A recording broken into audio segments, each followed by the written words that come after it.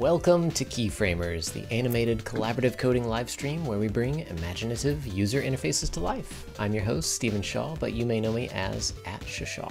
And I'm your host, David Khourshid, also known as @DavidKPNO. Together, we are coding compadres, animation amigos, Boolean buddies, and keyframe companions. Yeah, we will be creating our last animation of the season from scratch live here using HTML, CSS, and a little bit of JavaScript. That's right, and this show is made possible by your support. You can pledge at patreon.com/keyframers or subscribe here on Twitch at twitch.tv/keyframers. Additional links are available below, and you may earn some special shout-outs during the stream if you choose to partake in any of those. Hey, thanks for joining us, Swix. Yeah. So, yeah, feel free to ask questions and talk to us, especially asking, like, what's the future of Keyframers, what's happening next year, or, like, for Season 2, you know, all that. That's right. Yes, as David mentioned, this is the last stream of 2018, so get the word out, get everybody here, because we are doing it big, trying a very challenging animation today, which you'll see in a little bit. But yes, we do have some amazing stuff coming up next year. We're just taking a little break here during the Thanksgiving, Christmas holiday season, and we'll be back raring to go in 2019. So keep an eye on Twitter for those dates. And today is also hashtag Thank You Patrons Day. As I mentioned before, this show is made possible by your support at patreon.com/keyframers. And we have an awesome list of patrons that you can be a part of, including Keyframers. We've got Chris Collier on there. We have just so many wonderful people. I'm trying to pull up the list so I don't forget anyone. Oh no, where's that? Apparently I'm not logged in. Sorry. Well, yes, patrons, you are amazing. Thank you so much for helping us keep the lights on and providing us with lights to get everything going. And we've got so much more in store next year, and our patrons will likely be getting some great stuff as a part of that. Yep, some special content's definitely coming your way. So if you want to find out, ask us in the chat. We're not going to just tell you. You have to beg for it. I'm kidding. That's right. So yes. What's happening with you this week, David? I think you had a pretty busy week, right? Yeah. So you know, we were talking about state machines in previous episodes, and I released the latest version of XState, which we've used in a couple episodes, but it's not necessary. And this is something I say, like, I have this library, I made it, but you don't need it if your state machines aren't complex. You could just use a simple switch statement or an object or something like that. Anyway, yeah, version 4 was released in all of its glory, I guess. And unfortunately, it hit Hacker News today. Unfortunately, it hit the front page. Oh no. Yeah, a lot of people would be excited, but me, I'm just like, oh no. Not really a fan of Hacker News comments at all. How has the troll situation been?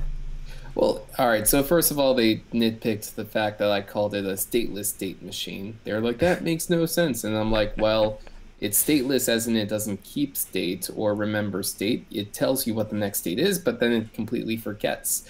So, you know, it's right. Stateless. That part's up to you. And I told them I changed that, you know, slogan anyway. Yeah. And then I showed an example because someone was asking, you know, what's an example? And so I showed them, like, here's a CodePen I made. And then they said, this doesn't work on mobile. I'm like, guess what? CodePen has this great feature. It's called fork. You fork the pen, you do it yourself. Yes. You know, that's the magic of CodePen. You could do this. Anyway, there are excellent communities and there are crap communities. CodePen is an absolutely excellent community. Everyone on there, it's such an inclusive and loving place. And this is where, Shaw and I basically live. Shaw literally lives there remotely, right? Because he works there. Remotely live there, and yes. Remotely sleep under my desk. Yeah. Well, you literally do, because you work at home. So, actually, yes, my bedroom pretty much is underneath my desk here. But SWYX was asking what it's like to work at CodePen. It's been really awesome. Just under, well, I guess 4 weeks almost now, and that's been really fun. Working closely with Chris and the gang, and we've got some exciting stuff that'll be rolling out soon that y'all will all definitely notice. Right now it's been a lot of little things that aren't that noticeable that have rolled out, but some big things coming. Yeah, he hasn't even told me what's coming, so no, mum's the word. That's how secretive this is. So that's pretty exciting, and hopefully we could use whatever new stuff that is in our next season. So that's right. Yeah. Yes. So yeah, next season we've got a lot of exciting stuff coming up. So make sure, if you aren't already, that you are signed up at keyframe.rs. We have a small little sign up for notifications link there. If you click that, it'll take you to a little Google form where you can fill out. Leave us some comments. Tell us how much you love us, or any suggestions you have for stuff you would like to see us elaborate more on. Keyframe.rs. Got a question in the chat from David K. Wait a second. David K. Piano. Do you guys have green screens yet? What's your green screen situation there, David? I have a green screen. Okay. Do you have a green screen? I do actually. I'll ban this guy. Yeah, is that David? Well, what happens if you ban me? I mean, don't try it right now. This is the last stream. We have to do something. So it wouldn't interrupt anything other than your ability to post links in the chat. So. Okay, great. Well, that would suck. Anyway, yes. Shaw and I do have green screens. Thank you for asking, David. Yes. And so that should give you a hint. We have some, we're going to do some cool visuals, next season, and not roller just coaster, like, intent. Yeah. on the beach. Yeah. I could literally go to the beach, and I mean the Wi-Fi would be terrible, but hey. So let's talk animation. Yeah. What are we doing today? So let's dive right in here.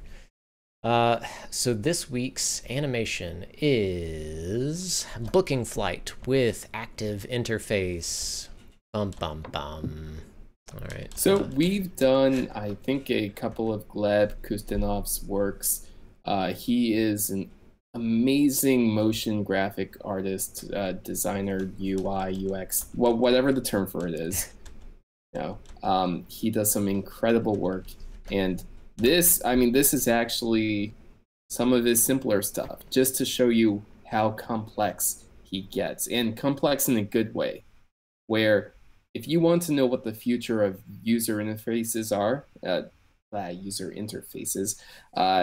far as animation goes, go look at his work, because it's next level. Yeah, he's been a great source of inspiration for us, and I think what's great about Gleb is most of his animations are just so grounded. They're not anything like Minority Report craziness, but they have a lot of just modern today elements that are just animated and interactive in a way that just feels so fresh and so wonderful. Right. So, as you can see here, we're going to be tackling this using a variety of techniques that, of course, we've used in previous streams, including the flip technique, lots of CSS variables, maybe a light state machine of sorts, maybe a layering technique or two, maybe. Maybe. Probably not. Maybe. We'll see. Yeah. Yeah, there's so many little elements here. I think we're, just for time's sake, we'll have to focus on a few specific ones, but mainly looking at these kind of expanding boxes in the way that all of this content kind of works with each other. So we'll definitely be flipping around. We'll be doing some fun stuff here. So yeah. Shall we get into it? Yeah, let's get started. And speaking of get started, we did get started. just a little bit. A little bit of prep work, not much at all. No, zero animations, zero states. It's just there. Yeah. So yeah, just to try and get a few of the pieces out of the way. But yeah, let's go over what we've got. Our div ID equals app and the data state set there that will be changing to adjust everything, and then a few boxes for all the different content that will be expanding and moving around. And so first things first, we'll work on some of those different boxes and their style to just get everything where we want it to be. Yeah. Cool. Well, hey, let's get right into it. Yeah. Actually, should we, instead of going into the styling, should we focus on the box expansion aspect of it? Yeah, let's talk about that. So let's start with, like, where we're starting this from scratch. The most naive, simple implementation would be, let's animate height and width. Now, that's a bad idea for a few reasons, because of course you're triggering layout, and that's going to cause jank. So instead of that, we want to, do somewhat of a transform, right? Yeah. But the problem with transform now, and this is something that we've tackled in many episodes, but the problem with transform on these is that when you transform the box, you also transform the contents inside the box. And what that's going to do is cause stretching of certain elements, especially when the width and height of the transformed elements are not uniform, which means they're not the exact same ratio as the first box. And so we want to avoid that. We want to avoid the stretching, squishing sort of thing, like just a visual artifact that you get with that. Now, the way that we tackle that, especially in previous episodes, is by using what's called a background element. So I'm just going to make that real quick right under Shaw because he's typing right there. I'm just going to call that BG. And so the BG is going to basically be the same as the layer over here. And for the background, we use CSS Variables to transfer what the parent's element wants the background to be. So let's see, background color. We do var, I'm just going to do BG color, whatever. Or should I do, well, because, all right, so color BG, that would, you know what, BG. Or we're just going to do BG. Whatever, BG stands for background. And you could go ahead and just make that background, and then in case there's some sort of complexity with background image or anything like that, that could be just contained within that one variable. Yeah, true. We could have images for our backgrounds like we're in MySpace days, customizing our profile. Got it. All right, so what you would do in the box is, like, let's say you would have BG, white, and then we would remove this. And so I remove that. You see two of the boxes have that background element, so two of them have the background applied. Also, we see that we don't have the rounded corners anymore. So one of the ways I like to do that, border radius inherit. Yep, you could do that. Actually, you could do that, or we're just going to leave it as that. Okay, so now let's experiment with how we're going to expand these boxes. So let's, here, I'm looking through the animation right now. Let's see. So real quick, I'm going to, just to explain, I'm going to do the, you see how the passengers sort of stretches out? Yes. So I'm going to real quick make a passengers box, if that's cool with you. Yeah. Okay. I think we could probably unify this animation a little bit to just make it so that almost each row just kind of expands over its neighbor. I mean, we have a CSS grid set up, so we really have the freedom to do anything we want. h2.heading, we're going to call this passengers, and the content is just going to be just a number. So we have .content, and that's just 1. Cool, we have our passengers. All right, so let's say I'm going to have a data state of passengers, and so that's going to indicate that the passengers are expanded. And so let's see the app. Yeah, let's do that there. And data state equals passengers. So this is for when of course the data state equals passengers. So we're going to target that box passengers, right? Dot box passengers, and we're going to say that it's going to expand, right? So grid row 1 negative 1, and so you should see that. Oh, whoops. Grid column, right? Column. Yep. Yeah. Caught me. All right. Now, because of autoflow, or I think that's what it's called, autoflow, this is going to sort of like squish to the bottom one. So we had to sort of tell it to, just to stay at the top. So grid row, 2, 3, right? Yeah. So now we have our passengers. So if I change the states, it goes back to being that. And what's cool about this is that you could see that other box automatically goes to the bottom. I don't know why it does that. I'm not that good at CSS Grid, but I'm glad it does that. It's just amazing. It's unbelievable. Well, no, because you would think that I don't know, just because of the order of it, that it wouldn't do that, but we wanted to do that, which is cool, because the box below comes before the passengers. But you know what? That's fine. It's totally fine. I'm down with that. All right, so for this passengers, I'm going to give, just like we did with flipping, let's see, data flip key, I think it was, and then bg-passengers. So again, just a reminder, the reason that we're adding that attribute is that when we change the dimensions of this passenger box, we want to keep track of the basically the bounds of this box. So we want to keep track of height, width, the left position, the top position, and just see how the bounding client rectangle changes with this box. And so that's why we have sort of a state machine. And I say sort of because we're not using any libraries for this. I'm not even gonna, we're not gonna use xstate or anything like that. We're just going to say, originally it's in this start state. And when you, for example, click passengers, now it goes to this passenger state. And we define this passenger state as this passengers box going full width. And so we want to track what's the rectangle of the passengers box before that happens and what's the rectangle after it happens. Then we calculate the difference.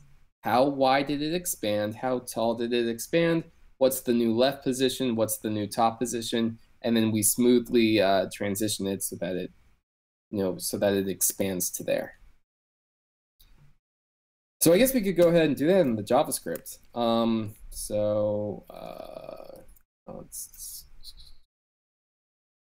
Flipping equals new flipping. I already have flipping loaded over here, and of course you could just, npm install flipping if you want to use this in your project. And so this looks for that data flip key. And so that data flip key, bg passengers. Okay, so let's just do this in the most simple way possible. Const l passengers equals document.clear. You know what?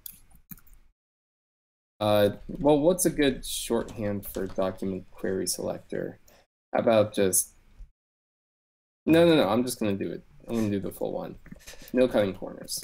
Query selector dot box dot dash passengers.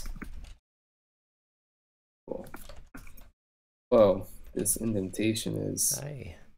that's Shaw's fault, if you all are seeing that. Okay, so L passengers dot add event listener click. When we click the passengers, we want to change the state. So I'm going to put it back at the start state. And so do we have the app?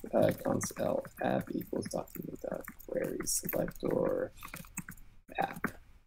So when we click, we want to change the state of the app. So L app dot set attributes, or sorry, we're gonna yep, Shaw's got it set dot state.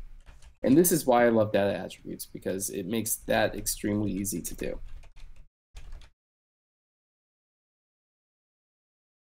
Well, no, so this is when we click passengers. Just we want it to be passengers. Good intentions though.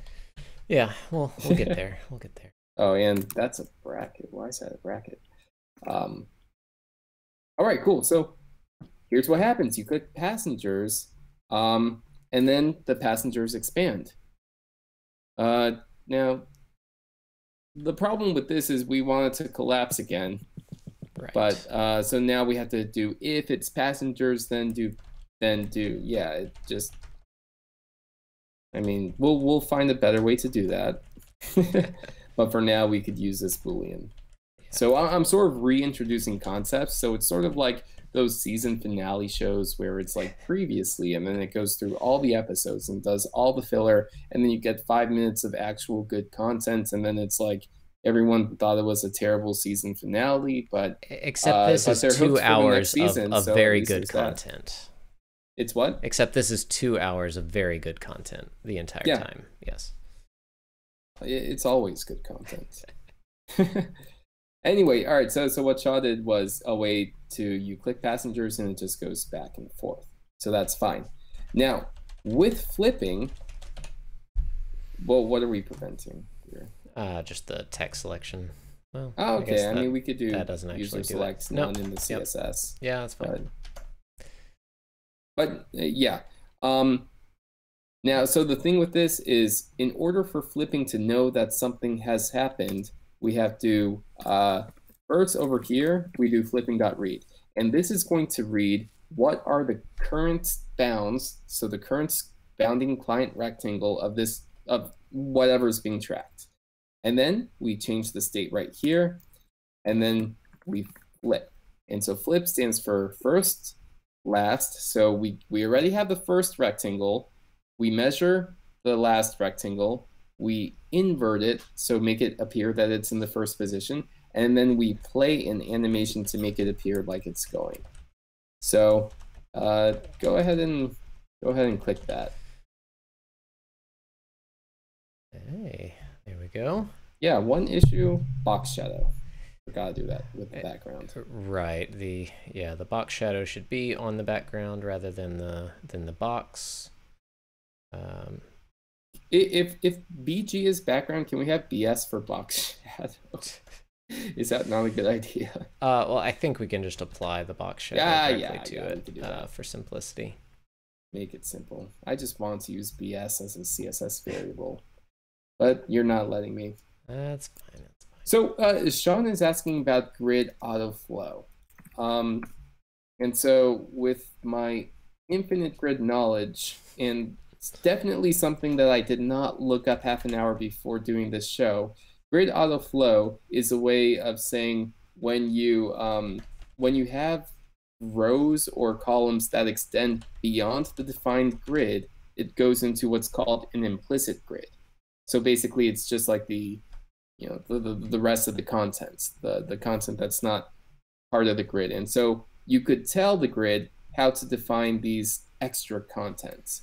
And so we are doing grid autoflow, or sorry, grid auto rows of 5 rem. And what that means is no matter how many rows we have, we're just going to have them be 5 rems. So every extra row is 5 rems tall. And hopefully that makes sense. And since we have no grid template rows, every row is going to be in that implicit grid, which is exactly what we want. Yes. I'm sure someone's going to yell at me because I got some part of that wrong, but in my heart, I feel like that's correct. Yeah, I think grid is still enough of a mystery that I don't think we'll have anyone correct us. Right. So, here's a fun little thing. Shaw and I, and maybe a couple of others, we were talking about how, you know, if we wanted to animate border radius and all that, but with the transform, it sort of skews it a little. It's like, what's the best way of doing that? And I was talking about maybe finding the ratio of border radius before and after, and then doing a little stretching to make it appear like it's the right size, and then all that. But honestly, when you're doing this animation, and especially on desktop, you don't really notice a huge like border radius difference, right? You just notice it's stretching. I don't know. What do you think? Yeah, I mean the speed at which this is happening, it's not super noticeable. It could definitely be improved, but I think if enough other elements are moving in a realistic manner, your eye will be more drawn to that rather than the border radius snap. Yeah, and that's a good point too. It's you define what you want your users to focus on in the animation. And so that's why we always we try to say, and we talked about this too in our animation principles, like do this, don't do that, is that you want one main, I guess, focal point.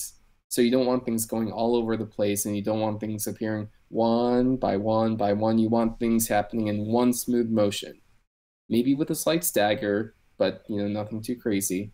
And that's why you want fast duration, one smooth motion, and one single focal point. So yeah, this looks good. And yeah, getting some oddities on the passengers. Yeah. Well, I guess both. What happened there? Oh, you know what? Let's I have a special magic attribute, data flip, no scale, or whatever. But instead of that, I'm just going to set this to display inline box. And so let's see if that fixes things. It does not. Wait, did I put that on right? Inline block. Oh. Did you know that inline box is not a valid display attribute? This is something that we should talk to the W3C about. Inline box should. Yeah, still getting some stretching. Yeah, you're right. Okay, so I have a magic solution, and that's data flip no scale. And I think no scale is 2 words if I was smart. Yep, there we go. Yeah. So you see that's happening to the 1 as well. Right, we'll want that. Right. Now, in future versions, or the next version of flipping, when I have time, so early 2019, when I decide to do this over December, I'm going to work on making a CSS variable first implementation of flipping, because right now we have an adapter for the Web Animations API and GSAP, but we've seen in the community a lot of libraries, including ones from Stephen or Shaw. You know what? I still don't know your first name. Whatever. I know it's either Shaw or Stephen.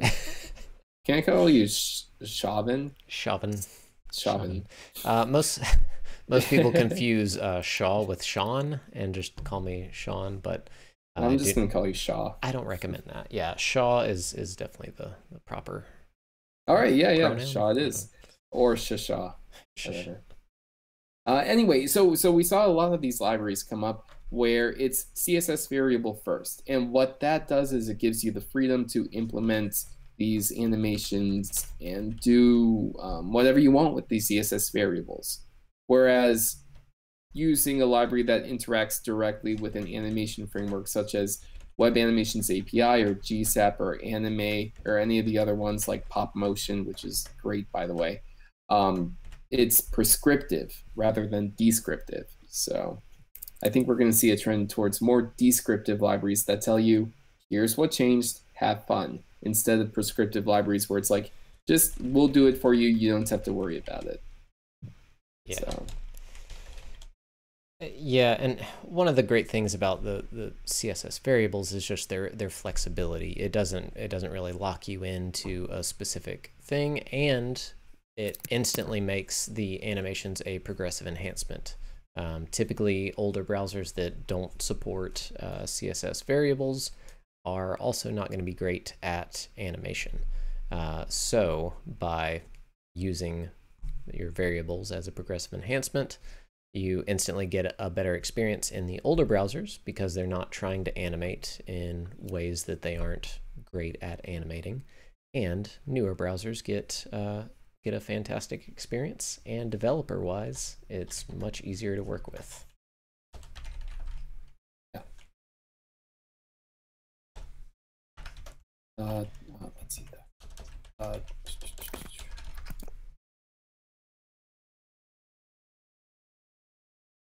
All right, I'm gonna do a thing. A thing. Yeah. Let's see. And check out this Emmet magic here. 6. Let's see if this works. Oh, that works. Darn it. You're right. Yeah. Well, I know what you were gonna say, and then I said you're right. I usually am. Okay, so what I'm doing here, both of the things are together, but I could. No, well, so I'm going to keep these both at contents, but I'm going to hide one for if we're in the passenger state. So for passengers, if we're in the passenger state, then the passengers count should be hidden. So one of the things I was going to do is standardize a expanded content versus the just default content for the other boxes. So that we don't have to tailor a lot to each specific state. Oh, fair enough. Okay, yeah, we'll do that. Go for it. Yeah. So basically, if we're in the start state, then hide all of the expanded content. Right. Right. Okay, I'll do that. Data state equals start. Right. So dot expanded content, and I don't want to do display none because that's going to affect our whole transition thing. So yeah, visibility hidden, right? Sure. We'll go with that for now. B0. I heard a cool sound. Yeah. Beto is following us. Thank you. Hey, thank you, Beto Silva. 7x. And Jibbin. Yeah. You pronounce that. Okay. So our expanded content is hidden. The one is in the wrong place. Oddly enough. Oh, so the here we go. The expanded content should also. I'll make that change. So both the contents and expanded contents should be at the same grid row. Yeah. Expanded content, and so this is one of the great. This is one of the great things about CSS Grid is that you can do grid that. Why is grid one column still in the wrong place? Oh, wow. Oh, yeah. Great. You know, it's we're in America. It's Thanksgiving week. My brain's already shut off. You're already on tryptophan. Yeah, basically. All right, and then we have these. Also we should have that. Align self end. This is something that I memorized. I still don't know what it means, but it does the right thing. Basically, it's telling the self to align on the main axis at the end. Yes. I need a better way of explaining that, but yep, that's essentially what it does. Yeah. All right, cool. So now we could limit dot box dot passengers. So this expanded content, I could, you know what? We'll just do display flex direction row, justify content space between, Boom. and or space around yeah. is, yeah, probably more what we're looking for. Or space evenly? No, space around. Space around, yeah. Cool. But yeah, we should hide. Well, do we also want to hide the content when Yeah. So let's get into not necessarily a full state machine, but just a better toggle for each box to make it active. So one of the things I was going to recommend was doing a data show attribute. Yeah, we've done that before. Do you have each of any of those pens handy? Not off the top of my head. If anyone knows from our archives where we've done this before, that's quite okay. a few I got times. You. Just grab one real quick, unless someone can pull one out for I was gonna say for a prize, but I don't know what we give out. Yeah, if you go to codepin.io/team/keyframers, you can find a lot of our old pins, older pins, previous pins, and you can dig through there for some great stuff. You can also find our full episodes at youtube.com/keyframers, and we got a pin pulled up. Well, yeah, so that's one that I made, but there's an activation function here, function activate, which does exactly what we want. So basically what we want to do is for data show, like if the data show includes the states, then we want to set the data active attributes to true, but we also want to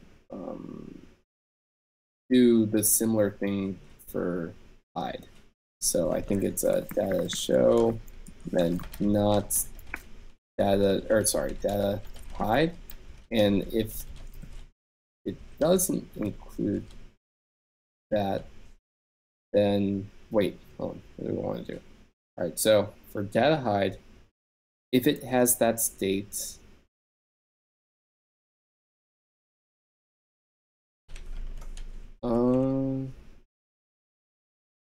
oh, yeah, this is right. So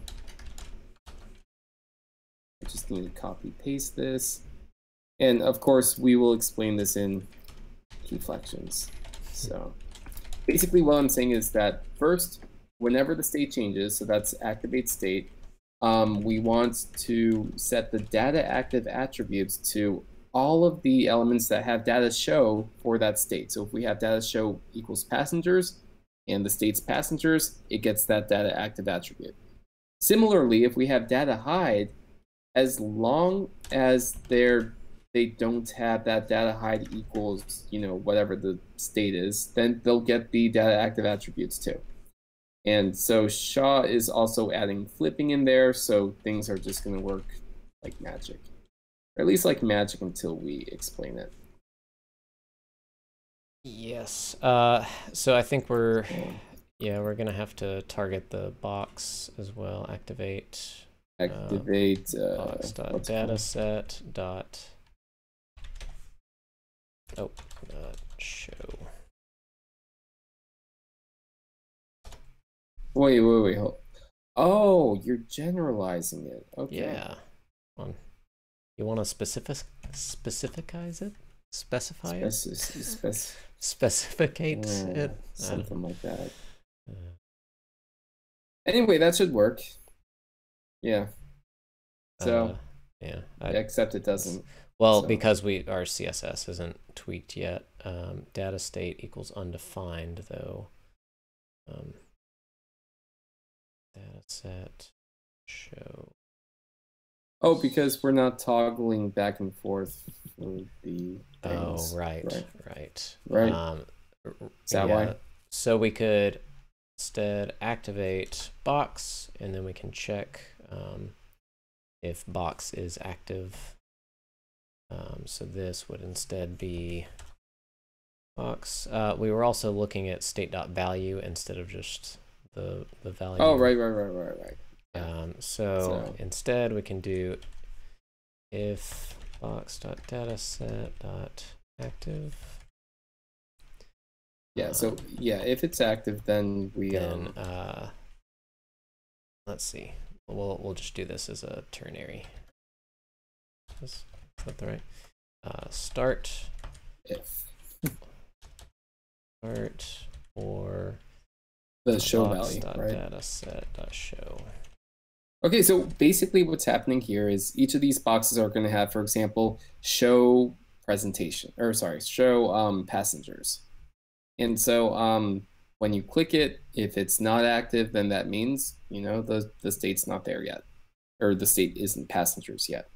And so we set it to passengers. So, what that means is, so we still have these data sets here. Don't worry, I'll do it. So on state value equals that, and then so we could just we would just set to that, and then we could change each of these state value. Yes. Don't worry, we will explain this. I know that you're lost, and the reason I know is because I am lost too. But we will. Hey, there we go. Get through this. Yep. All right. Yep. Is it doing the right thing now? It is. It's opening and closing. Yes. But flipping. We want. Flipping has to be here. Active. Oh. Yep. There we go. So now flipping's in the right place. We're good there. Yes. So we can. Everything's moving correctly. Box, all right, passengers, we're good. Data active. That there. And in theory, we can do box.cabin data active as the same one.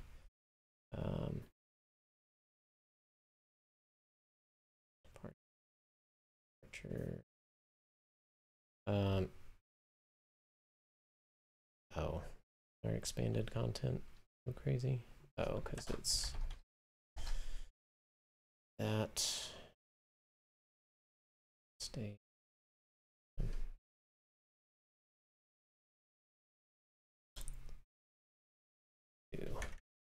Data active, expanded content, visible, opacity 1. Yeah, we want to make sure that this happens. Yeah, these happens for each of the boxes, which is good.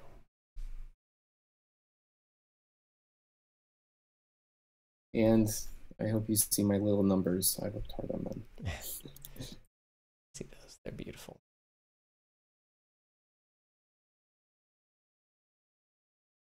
I think let's see. So one of the things with display grid is even if an item is taking up the same space in the grid, whichever is the bigger item in the grid takes up that amount of space, or that column is that amount of space. So I wonder how. Hold on. So I always go to this resource, Learn CSS Grid, because the thing is, I want it to be the same, and I think it's more of a Flexbox thing, to be honest with you. But whatever, we're not going to do Flexbox. But yeah, I want it to be. I wanted to have the part of it is the FR unit. FR unit is more flexible than we think. Right. It's not consistent. So even if you say 1FR, 1FR, those are not necessarily equal for some reason. Now, what if we... So I have no idea if this is going to work. Sorry, 1FR, 1FR. Where is our grid defined? Oh, so we have grid template columns 50/50. Right. So I've updated that to 50/50. So now they're even if we update that to flex yeah, calc. What if we do that? This is the correct order. That's broken. Yeah, it's repeat. Oh no, it's repeat right 2. Jeez. Why do I always get the order wrong? Yeah, that's going to be the same as 1FR, 1FR, unfortunately. But what we can do is calc 50% minus 1 rem. I know. I was trying to avoid that. Minus 0.5 rem because it's, yeah, the space in between. Right. So weird. Yeah. So weird. But we'll go with it. Yeah. We will live with it. There's a lot of I'm sure there's a better way to do it within the grid syntax. We're just not as deep into it as we should be, but it's getting there. So yeah, if you click our cabin box, you'll notice that that's working as well. We just need to add the data flip no scale onto header content as well. Yeah, there we go.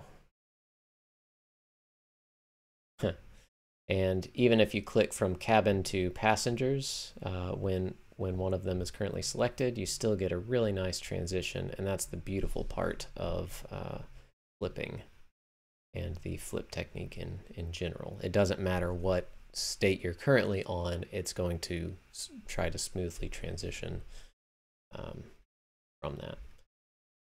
Yeah. So hey, I'm not too happy with the numbers side, but that's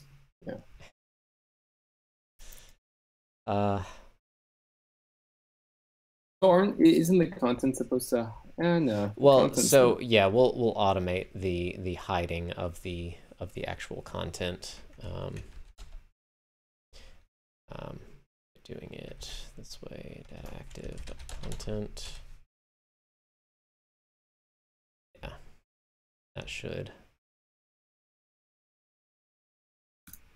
help.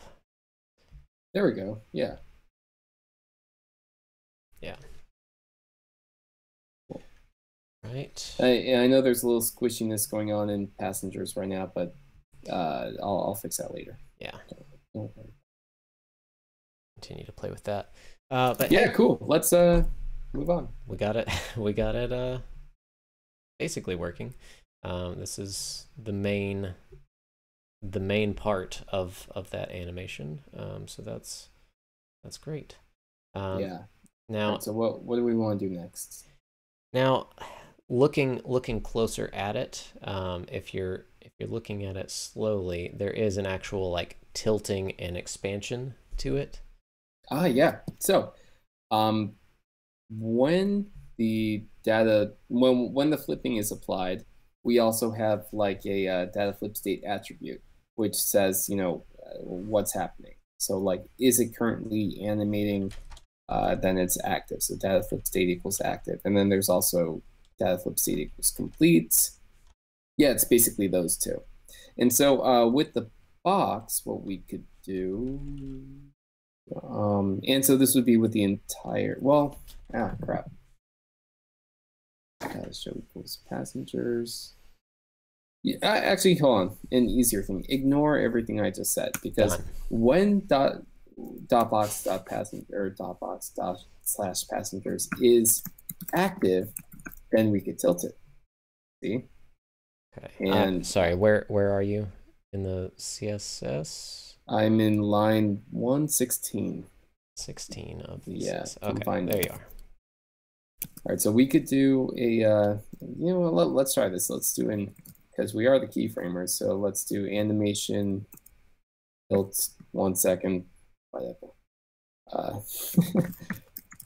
Keyframes, right? Animation from to transform none. And remember, the actual transforming, like the stretching and shrinking, is happening on the background elements, not on the actual elements, which is good. It makes things a lot easier. Mm-hmm. So we could say 50%, and we don't have 3D yet. Where's our 3D? That's okay. We can probably do it with the built-in 3D transform perspective. Pix. Say what now? And rotate 8 degrees. Let's slow this down just to.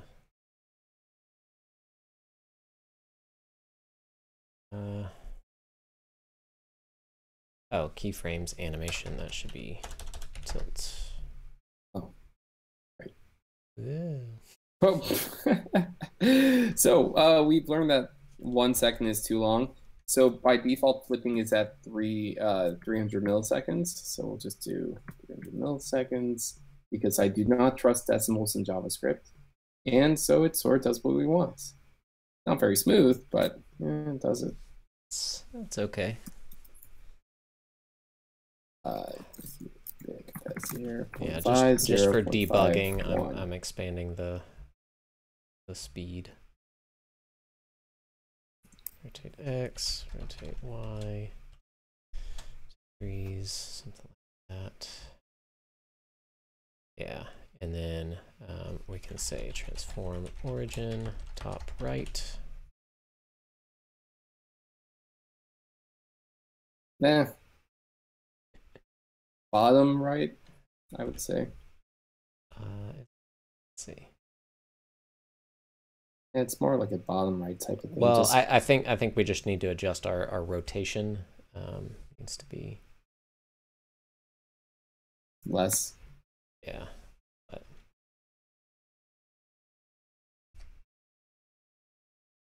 and maybe 600 milliseconds. Good. That's something fun to play around with. Yeah.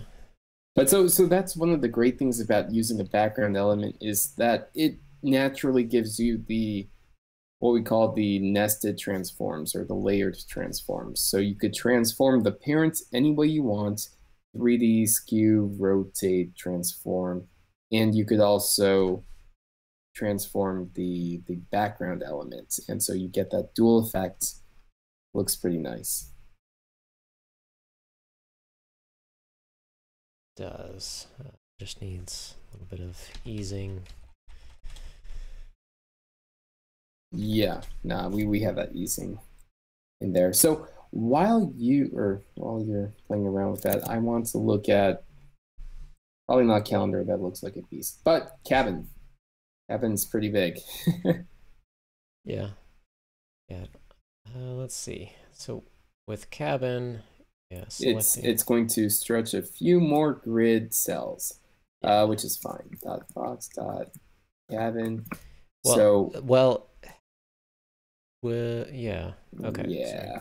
So we're gonna do we're gonna change height and width, but we're not animating it. We're just changing the height and width. So for data active, or sorry, no, we're not changing height and width. So grid. Wish you could do whatever the current grid row is, but span. Hold on.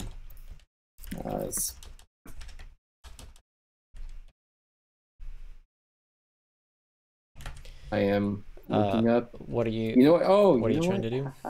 Let's try this. All right. So because we're doing auto rows, I want to pretend like I have no idea what row it's on, which of course you're assuming right now.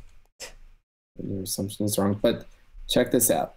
If I do, and so this is going to be a really fun experiment, if I do grid row n span 2, and it doesn't matter where it's starting, so kind of sort of. Let me make sure I eliminated. Yeah, that's gone. Wait, all right. So why doesn't that work? Let's yeah. Oh wait, no, it does. It totally does. So grid row n span 2, grid column. This is such a cool trick, and we just discovered it. Span 2. So this is basically saying no matter where it is on the grid, we just want it to be twice as big. So we say span 2 instead of S. Man, this is so cool. Does that also work on I could click this all day. Passengers? Yeah. On what? Span 2 works on passengers. Yeah, good. Is that what you're doing? Yeah, I just updated it. So yeah, I moved all the state kind of stuff down here. Cool. And so I'll add a few cabin items. So as you know, there's different classes to cabins. There's economy, and economy is usually the 18th group to get seated. First is what? People who need additional assistance getting onto the jetway. People with strollers, families with strollers, and infants under 2 years old. There is military, active military duty members. There's... Are you updating anything in the code right now? No. Okay, just I'm just sure. reciting all of the different cabins and deciding what we want to put. Yeah. Yeah. It sucks, like, whenever you're upgraded, you're like, oh, awesome, I'm going to be first on the plane. But no, you have, like, 20 different groups that no matter what are first. And so the only way to get, like, premium get on the plane first seating is if you have a very young infant with you. So that's a life pro tip. Costs basically no money to have an infant, right? Mm-hmm. They're essentially free. So yeah, so while that's happening, Sean asks if I could summarize the trick, the one that we were talking about with grid span. Basically, we're just bumping it from a size of 1 to 2. And so span 2 is just saying, it's a shorthand for saying wherever it is right now, span 2 of those rows or 2 of those columns. And so that's why we do that, because when we're using auto rows or auto columns, we want to assume that we have no idea where it is, which is the case here. And so this is why CSS Grid is such an important tool to learn, because if things change, like imagine that you're using Flexbox or you're automatically, you're using position absolute to position each of these, then things get a lot tougher when your project manager comes and says, we need to change the, we need to change a few things and we need to move things around. Because now you're like, great, we had to touch a lot of CSS to do that, and I don't know where all this CSS lives, because this is not component-specific CSS. This is based on a grid, and grids, encompass a lot of different components, so you can't just shove it into one component. So it just makes things easier. All right, so Shaw added a few classes, which are great. Well, not CSS classes, but so data flip key fly flip key equals cabin. Oops. Oh no. Why is first class bumped down, by the way? Did I misspell expanded content? No. It's bumped down because there might be other people who are. Oh, you're asking why it's bumped down? Yeah, on the default state. It is bumped down because. Oh no! What did you do? Let's investigate. So yeah. Because the content is shrunk down, and so what we could do is for the. Why is that? For the box, we could do overflow hidden, and that way nothing changes. So what I'm seeing is the content is being pushed down past the expanded content. So what we probably need to do is the expanded content needs to, I don't know, needs to here. I'm just gonna do this real quick just to demonstrate the problem. Display none. The see, and so now it's back. But of course. Oh no, hold on. Toggle that over. Toggle that back to just regular, or how we had it. Okay. Okay, fine. So yeah, line self end. Okay, so which it does need to be self end, but the height of it needs to be contained within that box. Right. So this goes back to the issue we were talking about before, where with display grid, even if they're occupying the same space, the bigger item defines that space if it's not already defined. So how do we just, you know what? Give it a height of 0. Where that works. Give it a height of 0. Yeah. And then things break. That's yeah. Oh. Height initial or whatever it is. Auto. Yeah, that causes a lot of oddities, but yeah. We could do a display none approach. This is just, yeah, this is for whatever reason, yeah, because yeah. So visibility visible, or visibility hidden, it still occupies space, you know. Yeah. So what if we did a display none type of thing? Hold on, don't.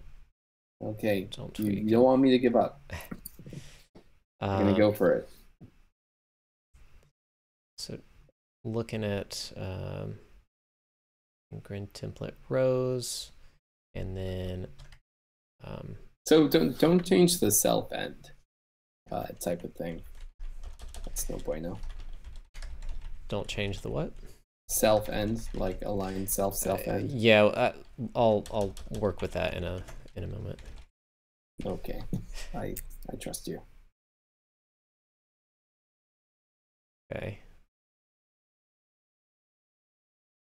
All right, we definitely don't want those to stretch. So margin top auto. It's looking pretty good. Yeah. For that.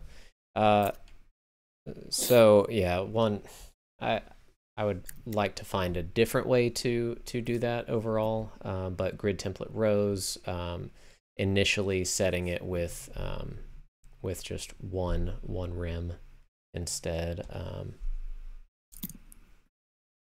instead of using one FR, and then when it's active, we can toggle that over to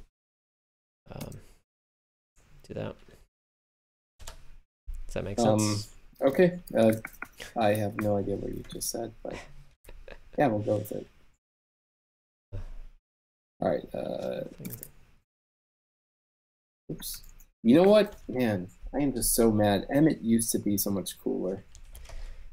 If I typed WSNW, it stood for white space no wrap. Right now it does word spacing. I don't even know what word spacing is. I don't even know if it's standard. Probably not. White space, no wrap. There we go. Cool. And now we could showcase one of the other features of flipping, where we have this this data flip key cabin content is actually the same. Well, yeah, we could do that. Or actually, yeah, ideally it shouldn't change at all, but it does. That's fine.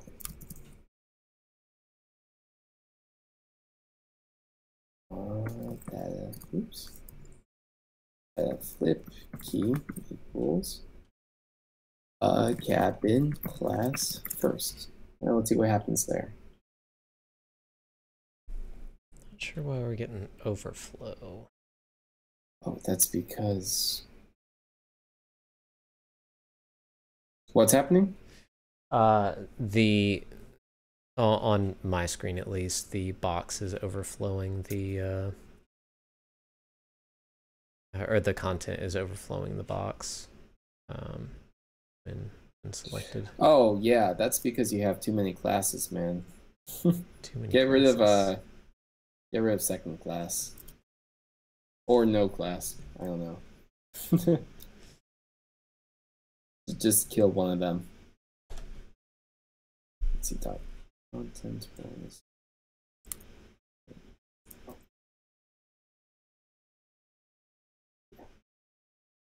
Sure, will do. That'll do for now.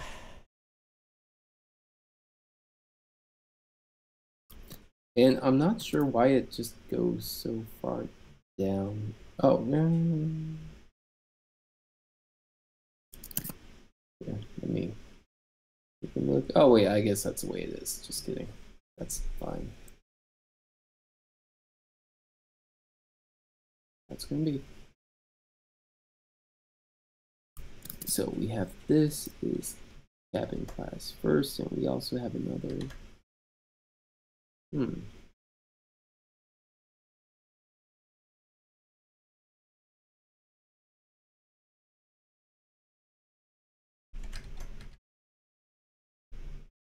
yeah, you know what?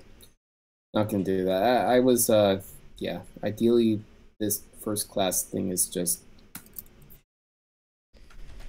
you know, yeah, just in the same place.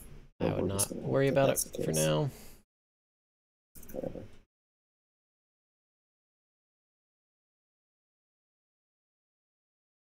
And so for data active, we should just say that content. It's just we just kill it.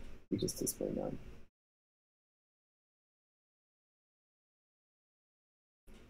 All right, now let's align these things correctly.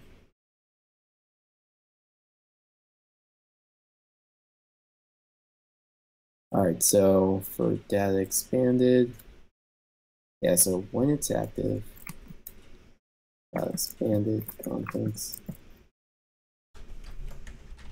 align self flex or self start.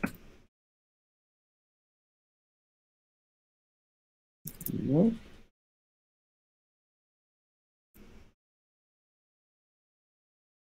So I did do a margin auto in there. That might be part of it. Are you still on the cabin thing? Yeah. Okay, cool. I'm changing the data state to cabin because well that well means we need data active in JavaScript or whatever. Yeah. Okay, active. so activate.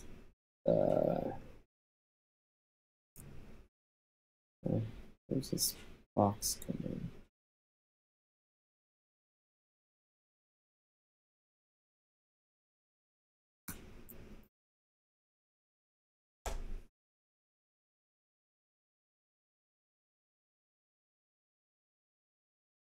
Uh-oh, that's part of the issue. All right. Add that data set. I think I got it. All right. Okay.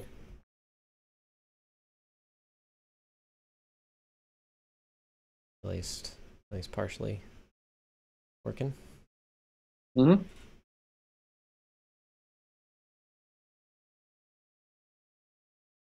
Yeah, looks almost. Align self start. Yeah. Cool. It's closer. Yeah.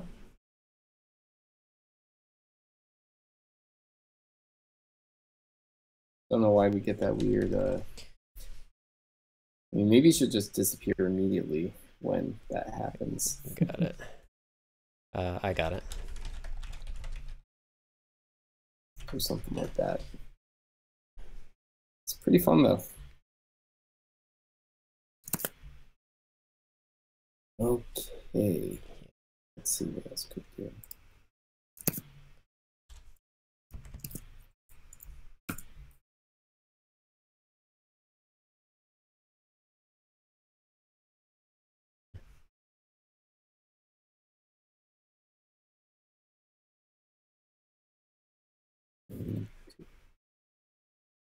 Gotta have those. Very So nice. from SFO to LAX. Content. Oh, we're gonna have to actually, no. update. Let's do from MCO. What's Houston? IAH. Why? That is the most random airport code I've International ever. Airport of Houston. There's also, yeah, what is it? Why? Well, see, there's two airports in Houston. George Bush International or Intercontinental Airport, and then Hobby Airport, which is HOU, as you might expect. The Hobby Airport is just not where you want to be. So if you're flying into Houston and you're landing in Hobby, a Hobby airport. that is not the right place to go.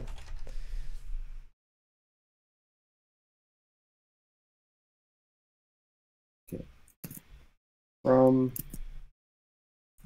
yeah, and I'm gonna tweak these a bit too because they should. Well, all right. So are we still doing self end or any of that?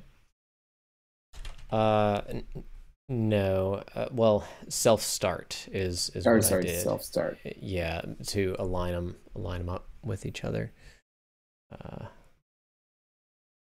Okay, so box, we have grid template rows. We do have a grid gap that's a little bit problematic. I'm killing it. No. Figure out a different thing. Sorry. We'll add a margin or something. Yeah, that's fine. See how ugly it looks now. Margin, bottom. So that's why I really want self start. Well, so the sizing of it should be determined by the content there. So we'll go back down to heading, add the margin bottom there. Oh, what did you do?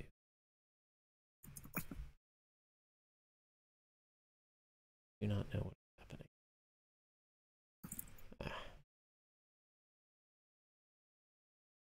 happening. Stop updating.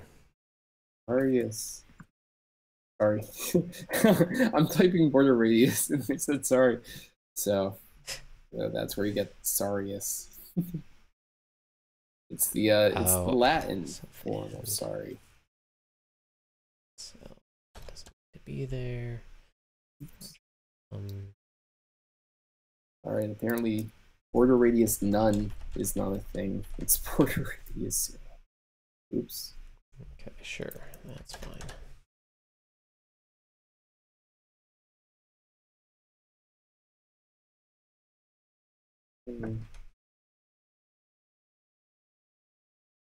Yeah, you see, we still have some gappy gaps. Yeah, so why are the boxes so large? What is? Oh, that probably has to do with our layering.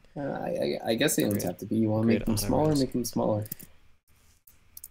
Okay, so that's what it is. Yeah. You made them smaller. No, go back. No, I'm working on it. Give me a moment. Okay, fine. Yeah, so that's probably what should happen here is 0.5.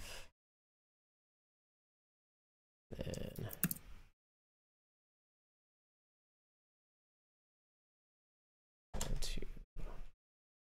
oh, our passengers aren't doing the right thing now.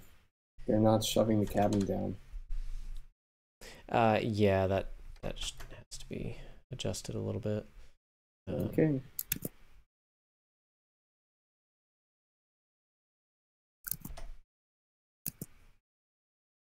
It's coming along though.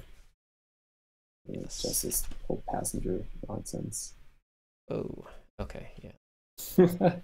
Whoa. Don't worry about it. Okay.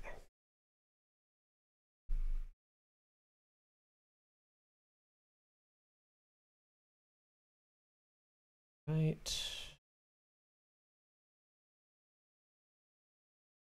And then, yeah, so for passengers, it just has to be adjusted a little bit. Where is that?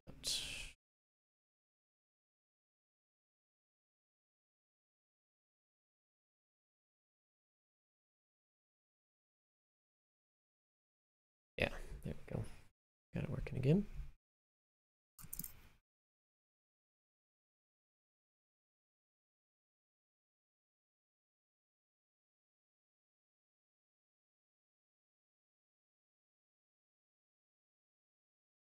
Sort of. Yeah. We still have our. Oh, well, let's see this self start.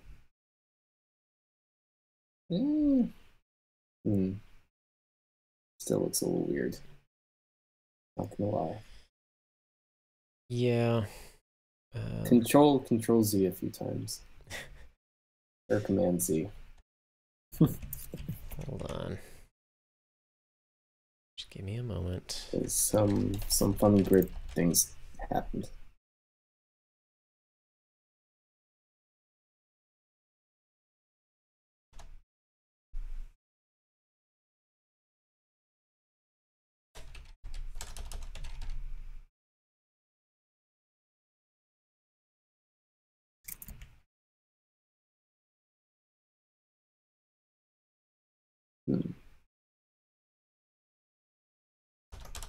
Let's fix that.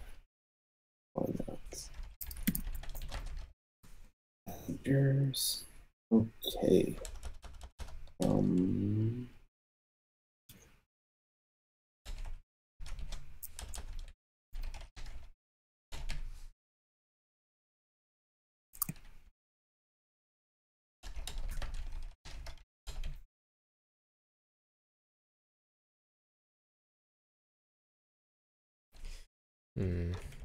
That'd be.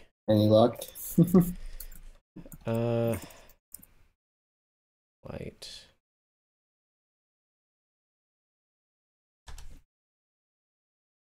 Green.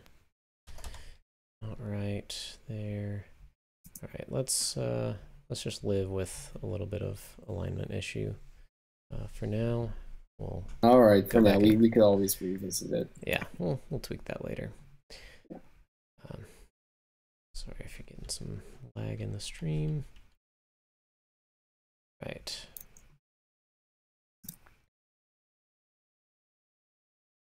Oh, did you know you have to use squiggly brackets, not square brackets, for CSS? That is one of the few rules that you must adhere to. With strict, so necessary. Yes. Okay.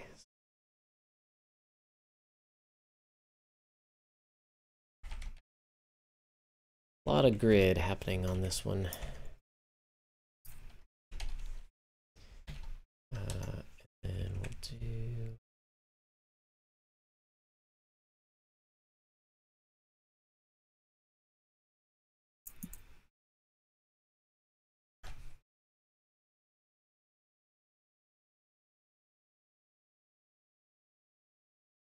Uh-oh, you have an error. Yeah, don't.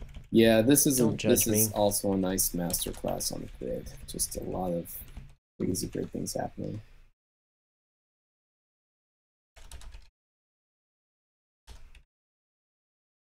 I mean, I could continue to tackle the grid stuff if you want.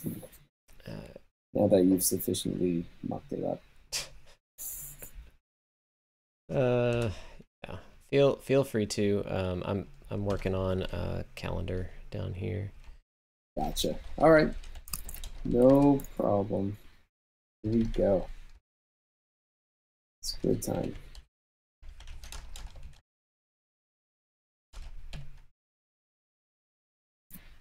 Things keep changing. Yeah. Which is fine. So, yeah, one of the wonderful things about Grid is the ability to easily set up a calendar with just grid template columns repeat 7 1FR.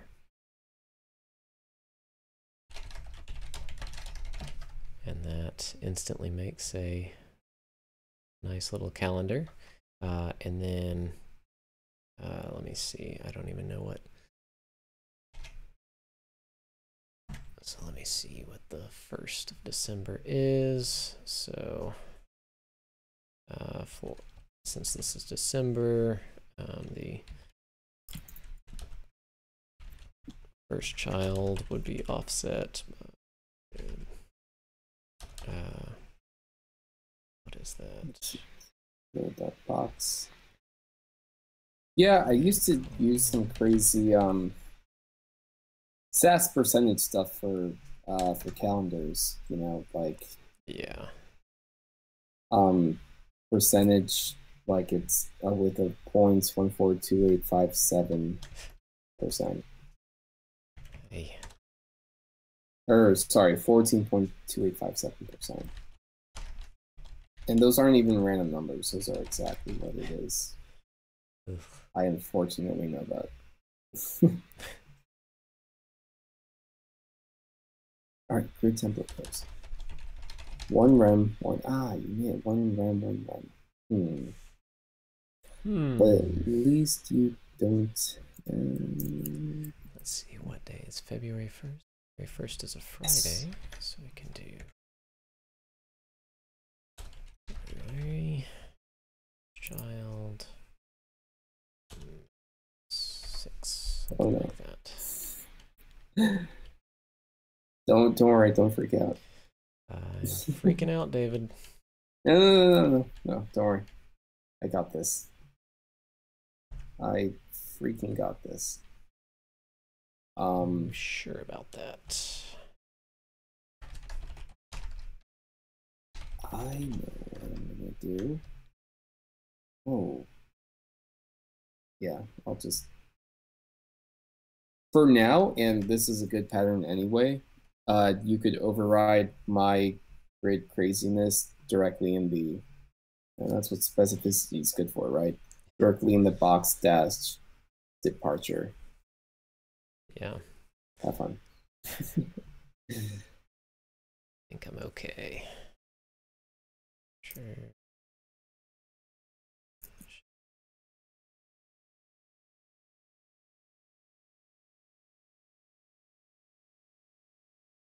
Nudge that up. And we'll be good to go soon. Let's see. Oh, Let's go and to cabin. Box cabin. December. What was I going to do? I think it's February.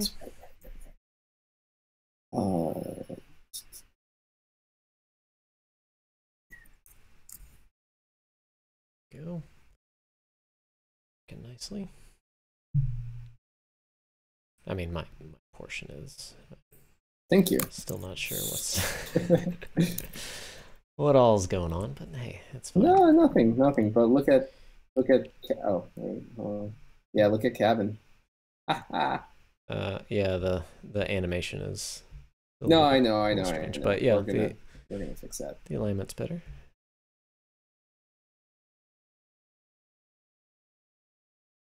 And yeah, I think it's better. That same sort of thing will need to happen with. But all right, you know what? I'm doing some thinking now.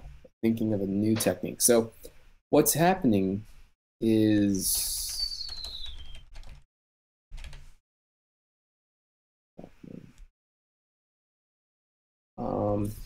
here. Let me.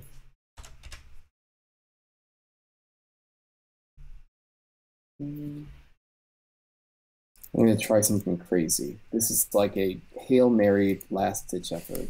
I mean, it's fine the way it is, but I just want to see if this thing will work. And then I'll explain what I did. Flip state equals active. Yeah, 4 dots. Or, yeah, active. Type transition duration. Sorry, transition. Property height transition duration 0 seconds and transition delay. Now let's see what happens. No, that didn't work.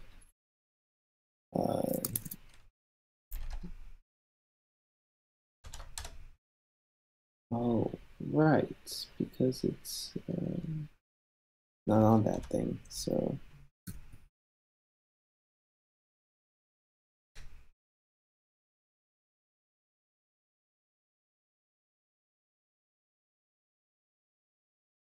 It's weird, that's why it worked. And sort of working is the first step to working.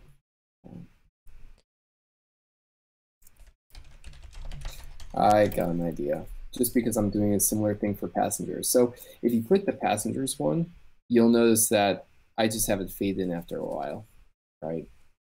And honestly, that works fine. No one's going to complain about that. So I'm just going to do something similar just for now for the cabin thing. Yeah. It's fine. Yeah. But in the future, with flipping the next version, because everything is going to be CSS variables, you're going to have full control over exactly what happens with that. So you don't have to like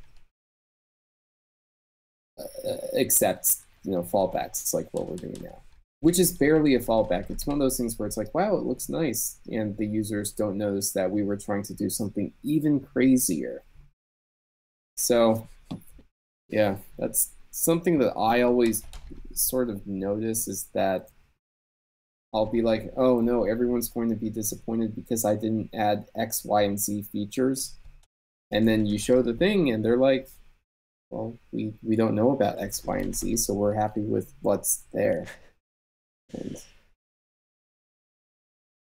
sorry, getting all philosophical.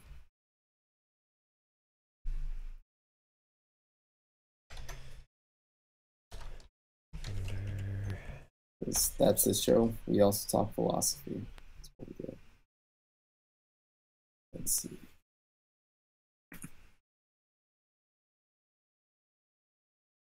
Okay. And, oh yeah, you're right.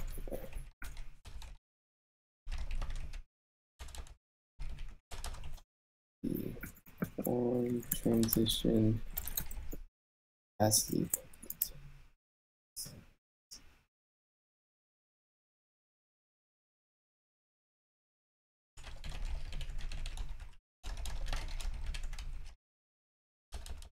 Oh, right.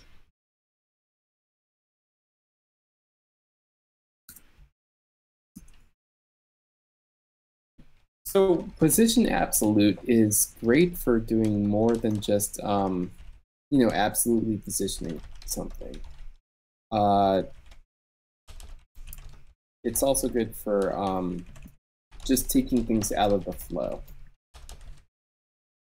Yep. So in this case, I'm using position absolute for the cabin. I'm just removing that entire thing from the flow. And yeah, so transition duration 6 seconds. Present.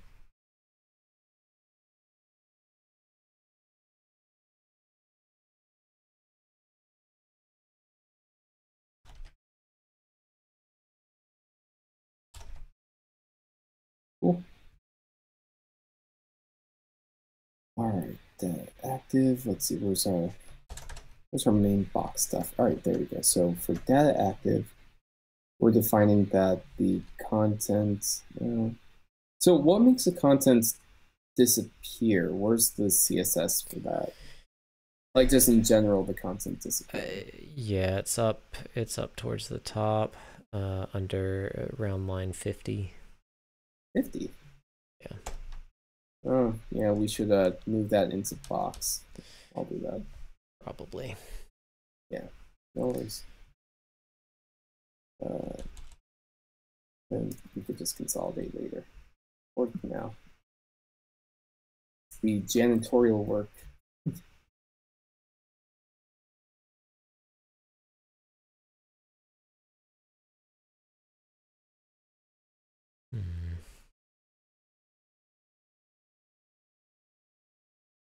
Okay, yeah. Active content. Yeah, that looks right. Active content and active. Expanded content. Wait a minute. Okay, now that makes sense. That makes sense.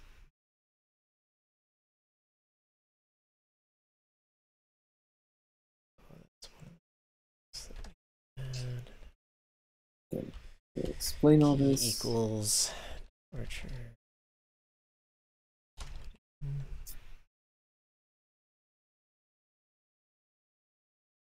Okay, so this data active content goes to opacity 0. I'm guessing that's not a keyframes animation, that's just a transition. Yeah. Whoa. Alright, there we go. Everything looked all funky for a minute. Yeah. Alright, cabin, let's see, options. Okay.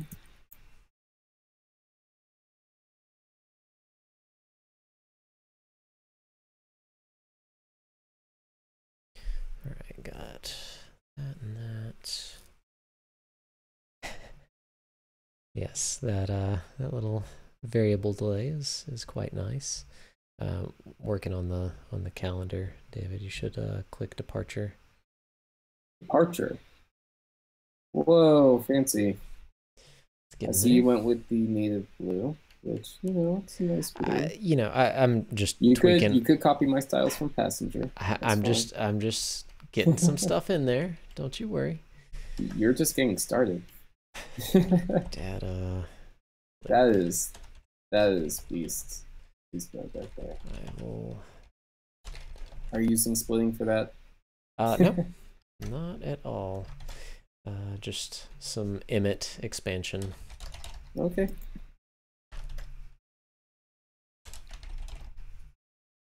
Very nice.